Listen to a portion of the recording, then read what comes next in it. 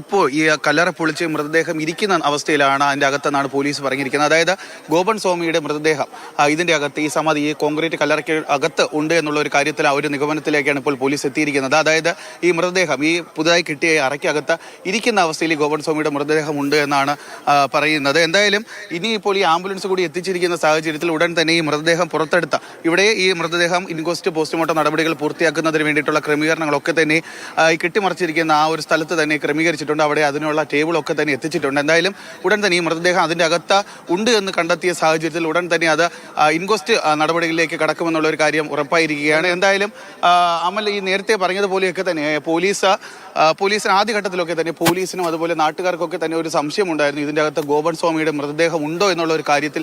അത് വളരെ പ്രധാനപ്പെട്ട ഒരു വിഷയമാണ്. അതായത് ഏറ്റവും ഒടുവിൽ പ്രേക്ഷകരിലേക്ക് എത്തിക്കാനുള്ള വാർത്ത എന്ന് പറയുന്നത് അവിടുത്തെ ദൃശ്യങ്ങൾ പൊളിക്കുന്നത് നമുക്ക് കാണിക്കാൻ കഴിയില്ല. പക്ഷേ പ്രേക്ഷകർക്ക് മുന്നിലേക്ക് എത്തിക്കാനുള്ള ഏറ്റവും പുതിയ വാർത്ത തീർച്ചയായിട്ടും അമൽ, അതാണ് ഏറ്റവും പ്രധാനം. ഏറ്റവും ഒടുവിലായി പ്രേക്ഷകരോട് പങ്കുവയ്ക്കാനുള്ള കാര്യം അതുതന്നെയാണ്.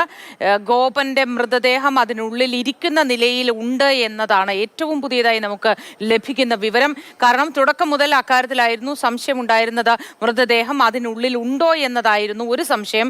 മറ്റൊന്ന്, അതിൽ ഉള്ളിൽ ഉണ്ട് എങ്കിൽ അത് എങ്ങനെയാണ് മരണപ്പെട്ടത് എന്നതിലും സംശയമുണ്ടായിരുന്നു. അതിൽ ഏറ്റവും ആദ്യത്തെ ഭാഗം ഇപ്പോൾ ദൂരീകരിക്കാൻ കഴിഞ്ഞിട്ടുണ്ട്. ആ സംശയം ഗോപന്റെ മൃതദേഹം ഈ കല്ലറയ്ക്കുള്ളിൽ ഉണ്ട് എന്നതാണ് ഏറ്റവും ഒടുവിലായി ലഭ്യമാകുന്ന വിവരം.